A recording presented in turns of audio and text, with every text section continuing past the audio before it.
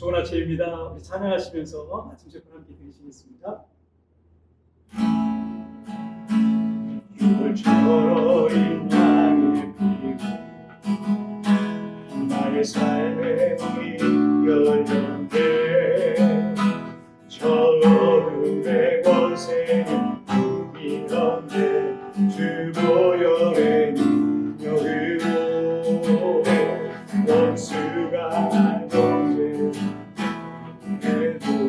날 이롭게 설 수 있네. 난 더 이상 정죄함 없네. 난 주 보혈 아래 있네. 난 주 보혈 아래 있네. 그 피로 내 죄 사했네. 하나님은 날 거룩해 하시었네. 난 주 보혈 아래 있네. 난 원수의 어떤 공격에도 더 이상 넘치지 않네. 난 주 보혈 아래 있네. 난 주 보혈 아래 있네.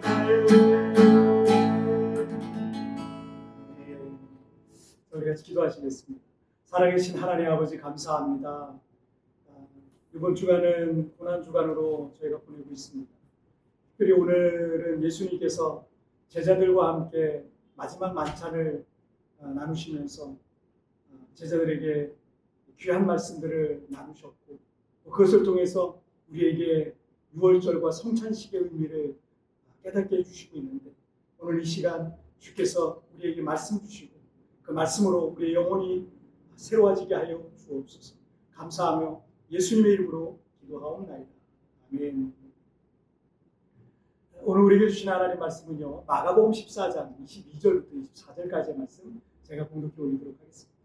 그들이 먹을 때 예수께서 떡을 가지사 축복하시고 떼어 제자들에게 주시며 이르시되 받으라 이것은 내 몸이니라 하시고 또 잔을 가지사 감사기도 하시고 그들에게 주시니 다 이를 마시며 이르시되 이것은 많은 사람을 위하여 흘리는 나의 피 곧 언약의 피니라. 아멘. 예수님의 마지막 일주일 중에 목요일은 예수님의 십자가 사건 바로 전날에 해당이 됩니다. 이날은 유대인들의 그 종교력 중에 유월절이 시작되는 날이었습니다. 예수님께서 십자가에 못 박혀 죽으시기 전날 저녁에 12명의 제자들과 함께 마지막 만찬을 나누셨습니다. 최후의 만찬이라고도 부르죠. 이 마가복음에는 간략하게 기록되어 있지만 요한복음 같은 경우는 이 만찬과 함께 마지막 유언 같은 예수님의 긴 설교가 요한복음 13장부터 시작해서 17장까지 요한복음이 총 21장까지 있는데 그 중에 5장이나 그날 저녁에 있었 거의 요한복음의 4분의 1이죠. 그날 저녁에 있었던 이 설교의 그 분량을 배분했다는 것은 그만큼 그날 저녁이 중요한 날이었음을 의미하기도 합니다. 마가복음 14장 22절을 한번 보실까요? 그들이 먹을 때 예수께서 떡을 가지사 축복하시고 떼어 제자들에게 주시며 이르시되 받으라 이것은 내 몸이니라. 예수님께서는 제자들과 함께 유월절 만찬을 하셨습니다. 그런데 유월절 음식은 크게 2가지였어요. 해가 지기 전에 잡은 유월절 양의 고기를 먹어야 되고요. 또 누룩을 넣지 않은 무교병, 빵을 먹게 했습니다. 자, 그런데 사복음서 모두 예수님과 제자들의 유월절 저녁 식사, 최후의 만찬에 관한 기록이 있는데 빵, 즉 무교병에 관한 기록은 있지만 유월절 양의 고기에 관한 기록은 모두 나와 있지 않습니다. 그렇다면 예수님과 제자들은 유월절 양의 고기를 준비하지 않았고 먹지도 않았던 것일까요? 유월절은 유대인의 중요한 종교절기고 그 중요한 유월절의 음식 중에 양의 고기는 핵심적인 음식이었습니다. 그리고 마가복음 14장 12절에서도 무교절의 첫날, 곧 유월절 양 잡는 날에 제자들이 예수께 여짜오되 그렇게 기록하고 있는 걸로 봐서 제자들이 준비한 유월절 음식 중에 무교병뿐만 아니라 유월절 양의 고기도 준비되어 있었다는 것을 짐작해 볼 수 있어요. 그래서 18절에서 다 앉아 먹을 때라는 표현도 있고 22절에서 그들이 먹을 때 예수께서 빵을 가지사 축복하시고 라고 기록하고 있는 것을 볼 때 예수님과 제자들로 유월절 양의 고기를 함께 먹었던 것으로 보이고요. 마지막에 빵과 포도주를 나눠주셨던 것 같습니다. 자, 하지만 이 복음서를 기록한 저자들과 제자들은 의도적으로 유월절 양의 고기에 대한 기록을 하지 않았던 것 같습니다. 왜냐하면 출애굽의 유월절 양은 곧 예수 그리스도의 죽음과 희생을 가리키고 있기 때문에 그렇습니다. 그래서 세례요한도 예수님을 보면서 보라 세상 죄를 지고 가는 하나님의 어린 양이로다 라고 이렇게 선포했고요. 고린도전서 5장 7절에서도 우리의 유월절 양 곧 그리스도께서 희생되셨느니라 라고 말씀하셨습니다. 그러니까 예수님과 제자들이 최후의 만찬에서 유월절 양을 먹었을 거예요. 그거는 유대인들의 아주 전통이었기 때문에 먹었을 겁니다. 그런데 진정한 유월절 양은 곧 예수 그리스도를 가리키고 있었기 때문에 복음서 저자들이 의도적으로 이 부분에 이 사건을 기록할 때 그 유월절 양에 대한 기록을 하지 않았던 거죠.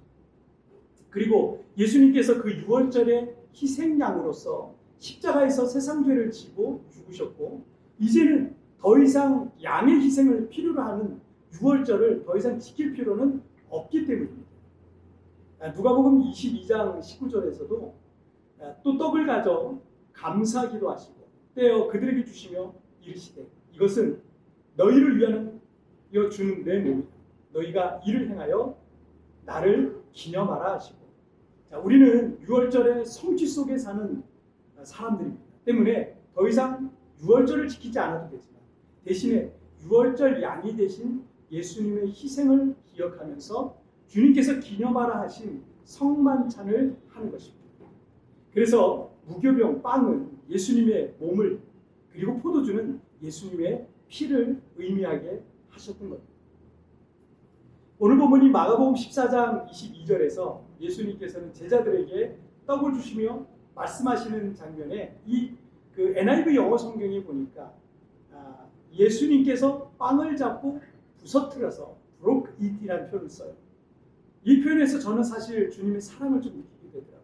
물론 우리말에서야 떡을 떼다라는 표현이 없고 영어에서는 빵을 부서뜨리다라는 표현이 어울립니다.